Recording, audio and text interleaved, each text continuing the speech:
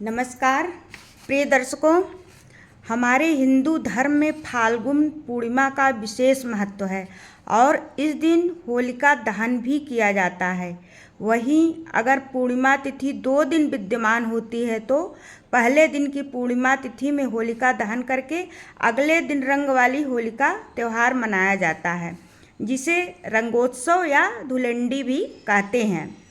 इस बार होलिका दहन के दिन ग्रहण लग रहा है। ऐसे में सूतक काल से लेकर ग्रहण की समाप्ति तक होलिका दहन नहीं किया जाएगा।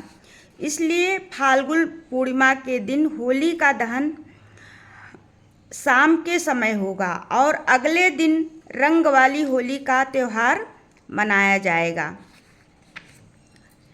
इस साल 2026 में कुल 4 ग्रहण लगने वाले हैं, जिनमें से पहला सूर्य ग्रहण लग चुका है। अब बारी है साल के पहले चंद्र ग्रहण की, जो कि साल का दूसरा ग्रहण भी होगा और यह चंद्र ग्रहण फाल्गुन पूर्णिमा के दिन लगने जा रहा है।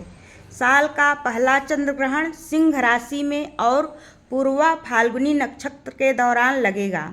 इस समय धृति योग भी बन रहा है, जिसका ज्योतिषीय दृष्टि से विशेष महत्व भी माना जाता है। भारतीय समय के अनुसार चंद्र ग्रहण 3 मार्च मंगलवार को फाल्गुन पूर्णिमा के दिन दोपहर 3:20 से शुरू होगा और ग्रहण समाप्त शाम 6:47 पर होगा। कुल अवधि लगभग 3 घंटे 27 की रहेगी। अगर बात सूतक काल की करें तो मंगलवार के दिन सुबह 6:20 सुबह से ही चंद्र ग्रहण का सूतक काल प्रारंभ हो जाएगा। हालांकि जिस समय यह ग्रहण प्रारंभ होगा उस समय हमारे देश में दिन का समय होगा और 3 मार्च मंगलवार को चंद्रोदय शाम को 6:30 पर है। ऐसे में ग्रहण का जो पूरी तरह से असर होगा वह लगभग 17 मिनट का ही रहेगा, क्योंकि शाम 6:47 पर ग्रहण समाप्त हो रहा है। प्रिय दर्शकों,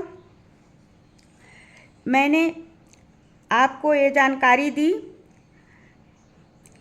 इस पर आप ज़रूर ध्यान दीजिएगा। ग्रहण काल के दौरान आपको करना क्या है।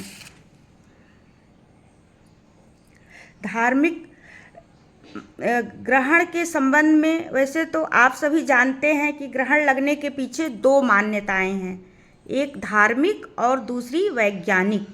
धार्मिक मान्यता यह है कि चंद्र ग्रहण राहु केतु के प्रभाव से लगता है। चंद्र ग्रहण या सूर्य ग्रहण दोनों राहु केतु के प्रभाव से लगता है।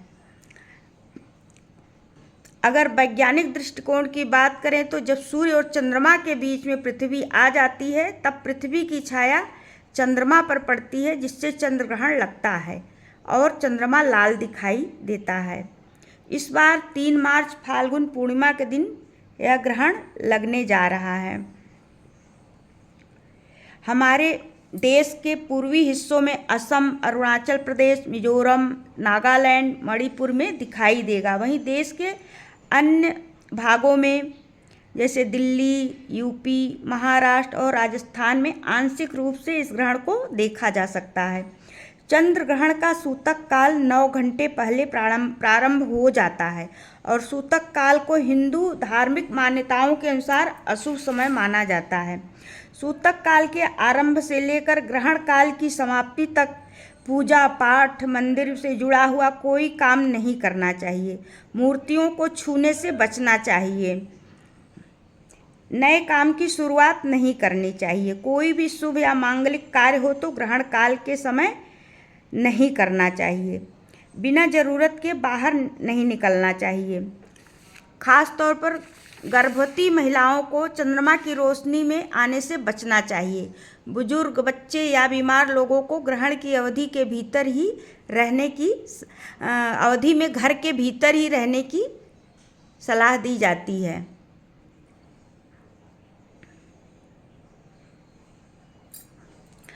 इसलिए फाल्गुन पूर्णिमा के दिन होली का दहन शाम के समय होगा, ग्रहण काल के बाद में।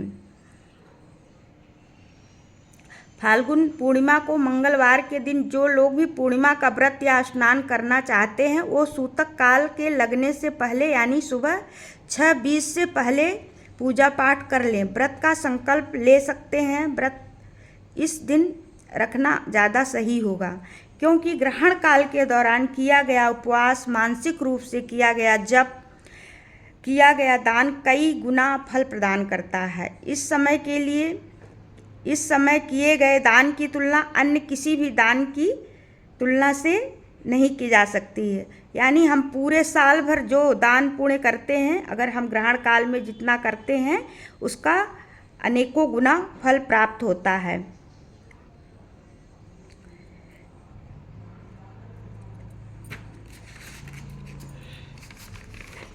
गर्भवती महिलाएं चाहे तो चंद्रोदय से पहले किसी खास काम से आपको अगर बाहर जाना भी पड़े तो आप जा सकते हैं, लेकिन 6:30 बजे से लेकर 6:47 के बीच में आपको खास सावधानी बरतनी चाहिए। जहाँ तक हो सके घर के भीतर ही आपको रहना चाहिए।